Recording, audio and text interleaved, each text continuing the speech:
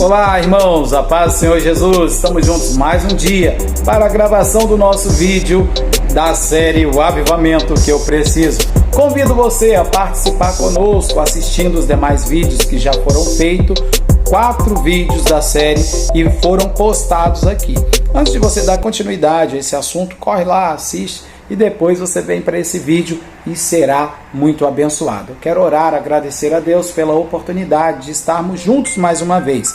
Que o Senhor possa abrir a minha mente, o meu coração, abrir a sua mente, o seu coração também. Nós que estamos juntos, ouvindo, aprendendo a palavra do Senhor, é importante guardarmos em nosso coração para não pecar contra o Deus Altíssimo. Que Deus possa nos abençoar de uma maneira poderosa. Amém? Eu quero fazer menção com você de 2 passagens bíblicas. A primeira, Gênesis capítulo de número 11, versículo de número 30 ao 32, que diz assim: E Sarai foi estéril e não tinha filhos.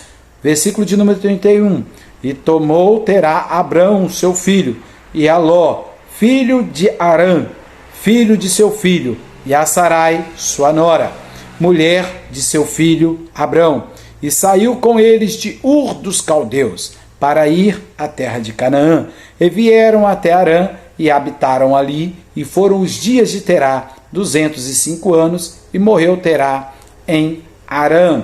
A nossa segunda referência bíblica se encontra aí no livro de Gênesis, capítulo de número 22, verso de número 1, é o verso de número 2, e diz assim a palavra do Senhor: E aconteceu depois destas coisas, que tentou Deus a Abraão, e disse-lhe: Abraão, e ele disse: Eis-me aqui. E disse: Toma agora o teu filho, o teu único filho, Isaque, a quem amas, e vai-te à terra de Moriá, e oferece-o ali em holocausto sobre uma das montanhas que eu te direi. Amados, nós estamos abordando a temática, o avivamento que eu preciso. E nós trabalhamos até aqui dentro de um avivamento, de um âmbito ou de um aspecto coletivo. De maneira que a partir desse ponto nós vamos abordar um pouquinho também do avivamento no aspecto individual. E para isso eu quero fechar a ideia do que nós viemos abordando até aqui, falando que aquele cenário, livro do profeta Abacuque, do capítulo 3, versículo de número 17 e 18, foi um cenário provocador de avivamento. Porque notemos que os lagares não havia mosto, as eiras vazias sem trigo, as figueiras não florescia, não havia fruto na vide. Ou seja, quando diz que não há fruto na vide, podiam até crescer, mas não gerava frutos. E nós bem sabemos que um avivamento ele é aquele que nos proporciona crescimento, mas também nos proporciona frutos, ok? Os campos não produzem mantimento. Olha só, nos currais e nos campos não há animais. Ou seja, até para o sacrifício, porque o culto do Antigo Testamento era o sacrifício no altar com sangue derramado de um animal, de um cordeiro. Então não havia nem mesmo animais para o sacrifício. Aquele cenário foi um cenário provocador de um avivamento, ok? Então, este foi o cenário que levou o profeta a clamar, a pedir, a gritar por um avivamento. Aviva, ó Senhor, a tua obra no meio dos anos, ok? E eu quero hoje trabalhar um pouquinho com você do avivamento no campo individual. E para isso eu trouxe aqui a história do patriarca Abraão. Por que é importante a gente aprender um pouquinho sobre isso aqui? Olha só, aqui abrimos um espaço para falar desse tempo proposto por Deus. Sabemos que Ele é o Senhor do tempo. O Deus é o Senhor de ontem, de hoje, de eternamente. Deus, Jesus Cristo, o Senhor, Ele é o mesmo ontem, hoje e eternamente. É o que está escrito aí no livro de Hebreus, capítulo de número 13, versículo de número 8. E o que isso aqui tem a ver com o nosso chamado, com a nossa história? Nós sabemos que o escritor de Salmos de número 90, que foi Moisés, o autor deste salmo, dessa oração, ele escreve assim, no versículo de número 1 e verso de número 2. Senhor, tu tens sido nosso refúgio de geração em geração. Antes que os montes nascessem ou que tu formasses a terra e o mundo. Sim, de eternidade a eternidade, tu és Deus. E sabemos que Deus, quando ele vai se apresentar a Moisés, vai falar com Moisés, ele fala assim: Moisés, eu sou o Deus de teus pais, o Deus de Abraão, o Deus de Isaque e o Deus de Jacó. Então, isso nos implica dizer que Deus, ele é o Deus de gerações. Então, ele é o Deus da minha geração. Ele será o Deus das gerações futuras, assim como ele era também o Deus das gerações anteriores. Quando eu digo que Deus, ele é o Deus de Abraão, para o nosso contexto aqui de aplicação, isso diz respeito que ele é o Deus que nos tirou do paganismo, de uma terra de iniquidade. O nome dele não havia sido mudado, ele era chamado de Abrão.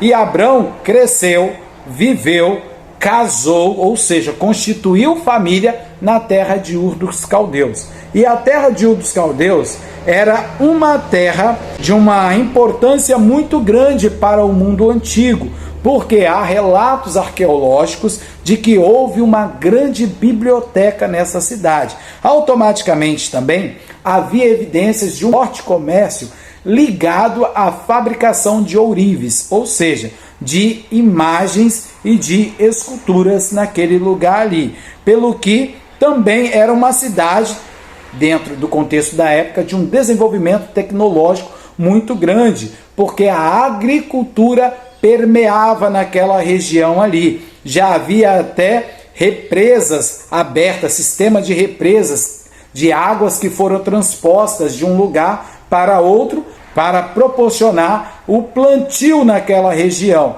Então nós estamos falando de uma cidade no mundo antigo que seria hoje o berço da tecnologia aí no momento, ok? Então Abraão, ele está exatamente dentro deste contexto. Quando Deus chama Abraão aqui, Deus chama exatamente para ele sair do seu comodismo, sair daquilo que era o mundo de idolatria, de um mundo de paganismo, e se ele aceitasse essa proposta através daquela voz que veio até ele, ele iria ser muito abençoado.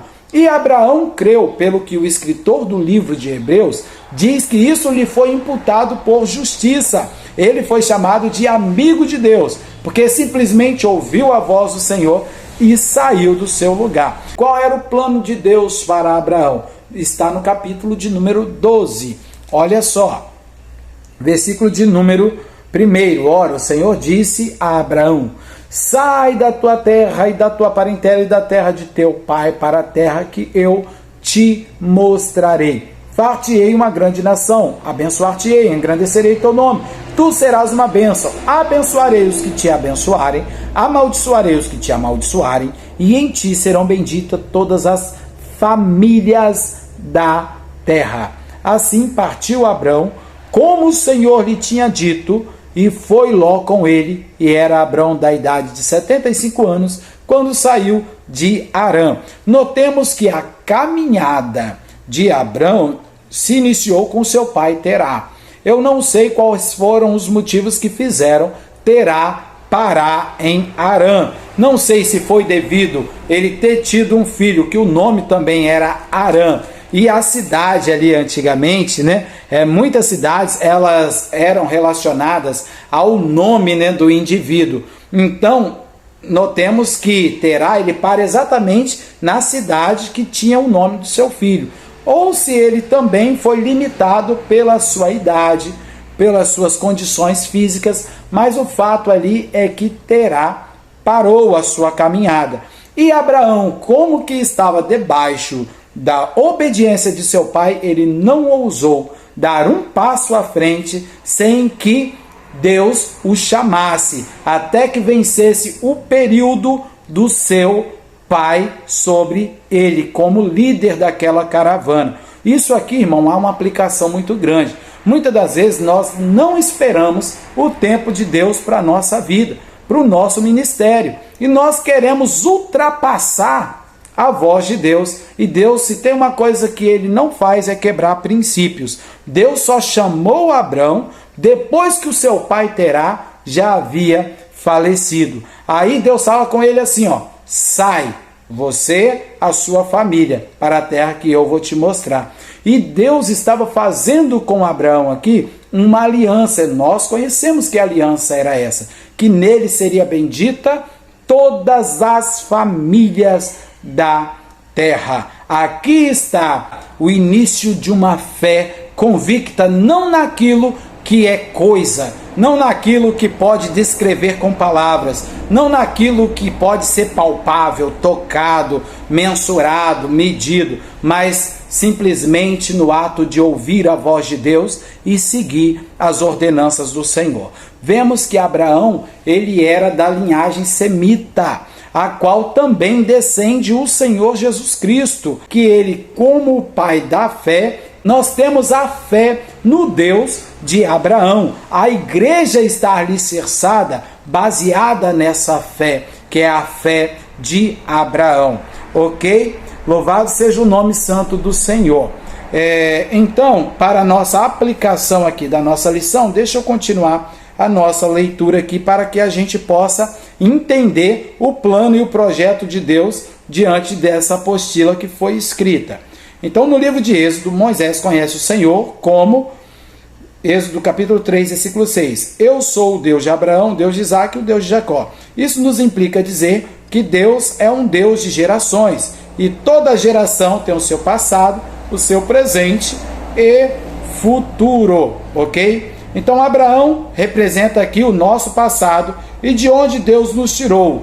Do paganismo, da idolatria, do meio dos caldeus, ou seja, da Babilônia. Por quê?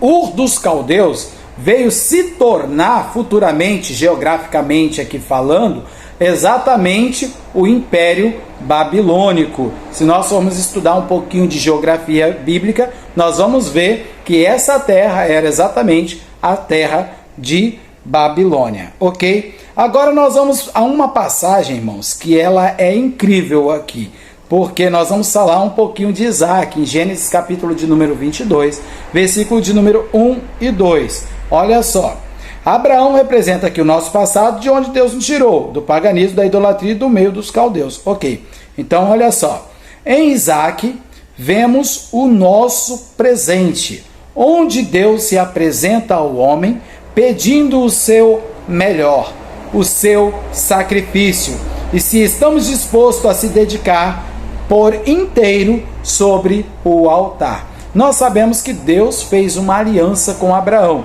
de que lhe daria um filho.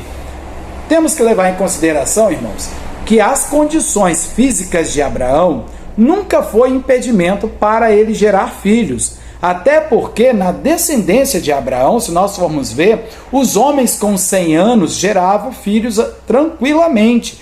Abraão, ele após a morte de Sara, ele teve mais 7 filhos com Quetura. Então, nunca aqui o impedimento foi Abraão para que ele pudesse gerar, porque já era costume dos homens na sua velhice, ainda assim, continuar tendo filhos. Agora, já as mulheres eram limitadas. A manifestação aqui, a promessa de Deus está em quem então? Além de estar com Abraão, está em Sara. Foi por isso que eu comecei a ler aqui o capítulo 11, a partir do versículo de número 30. E Sarai foi estéril e não tinha filhos. Ok? Então, nós podemos ver que Deus, ele prepara, óbvio, todo o cenário. Nós conhecemos a história. Abraão, ele se precipita, mas nasce Ismael. Como que havia uma aliança de Deus com a semente direta de Abraão, note, olha só, no capítulo de número 21, versículo de número 13, Deus diz assim, ó: mas também do filho desta serva farei uma nação, porquanto é tua semente. E por haver uma aliança de Deus com a semente de Abraão, e essa aliança está onde? No capítulo de número 11, Versículo de número 7, que diz assim, olha: e apareceu o Senhor a Abrão e disse: a tua semente darei esta terra. E edificou ali um altar ao Senhor que lhe aparecera.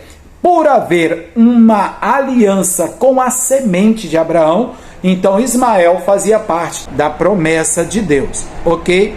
Vamos aqui, olha, o capítulo de número 22. Em Isaac está a apresentação do nosso culto perfeito, porque Deus fala para Abraão assim: Abraão, pegue o teu filho, o teu único filho, aquele a quem tu tanto amas, e oferece-o em holocausto. Vai até ao monte que eu lhe mostrarei. O Senhor dá uma coordenada. O Senhor aqui, ele está dando um local, e isso é importante. Por quê? Olha só. Porque a ordem de Deus, a vontade de Deus, ela tem dia, ela tem hora e ela tem lugar para cumprimento. E para eu estar dentro do plano divino, eu preciso estar debaixo da obediência de Deus. Grava isso, irmão. Para que eu possa estar dentro do plano, eu preciso estar debaixo da obediência. Se nós fazemos parte do plano divino, nós precisamos obedecer. Quando Deus nos chama, que nós estamos entrelaçando a história de Abraão e de Isaac ao contexto que Deus, ele é um Deus de geração, e que Deus, ele é o Deus dos nossos antepassados, e que Deus, ele é o Deus do início da nossa caminhada cristã, ele é o Deus do meio da nossa caminhada cristã, e ele é o Deus que nos levará, aleluias, ao céu de glória. Nós precisamos entender isso aqui.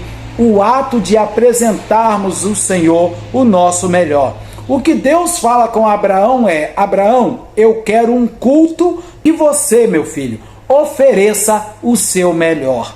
Quantas vezes, irmãos, a gente no meio da caminhada cristã e de posse da bênção, porque Abraão aqui estava de posse da bênção, a gente deixa de oferecer o nosso melhor. A gente deixa de oferecer aquilo que o Senhor nos deu. Quando nós estamos de posse da bênção, ao invés da gente prosseguir a caminhada firme, com fé, cultuando, se alegrando no Senhor, às vezes a gente deixa de levantar altares, deixa de oferecer ao Senhor o sacrifício. Que sacrifício é esse? O nosso culto racional, o nosso culto alegre ao Senhor, estar junto na casa do Senhor, reunindo com os nossos irmãos, e outra, fazendo isso de livre e espontânea vontade, de coração, com todo o amor. Isso é importante frisar aqui. Nós conhecemos a história em que Abraão toma ali o moço, toma os seus servos, albarda ali o jumento, né? Ele albardou ali o jumento, levou a lenha para o lugar onde o Senhor disse que era para ele oferecer o sacrifício. Mas tudo isso, ele, após ouvir a voz do Senhor, ele toma repentinamente a atitude de fazer. Quando nós ouvimos a voz do Senhor, nós precisamos estar atento a isso. Nós precisamos fazer logo o que Deus está mandando e não ficar postergando, não ficar demorando. Abraão, ele ouve a voz do Senhor e ele ainda diz o texto que pela manhã, versículo de número 3, olha só: então se levantou Abraão pela manhã, de madrugada, albardou o jumento, tomou consigo seus 2 moços e Isaque seu filho, e fendeu lenha para o holocausto, e levantou-se e foi ao lugar que Deus lhe dissera. Se Deus mandou fazer, levanta cedo e vai fazer esse negócio. Se Deus mandou realizar, acorda cedo e vai realizar esse trabalho em nome do Senhor Jesus Cristo. O que Deus nos pede para fazer tem que ser feito com urgência, tem que ser feito diante daquilo que o Senhor nos propõe a fazer. Louvado seja o nome santo do Senhor. Amém? E o que Deus pede para fazer no tempo presente exige pressa, perfeição. Aqui compreendemos que o que Deus fará no futuro dependerá da forma como executamos a sua vontade no momento presente. Eu vou repetir isso aqui. O que Deus fará no seu futuro, no meu futuro, dependerá da forma como nós exercemos, como nós executamos, trabalhamos o nosso presente. Se obedecermos à ordem de Deus, tem provisão sobre o altar. Se não obedecermos, não há provisão. Ok? Esse foi o nosso vídeo da série de hoje. Que Deus em Cristo possa abençoar a tua vida. Fica na paz do Senhor Jesus e até o próximo vídeo. A paz do Senhor.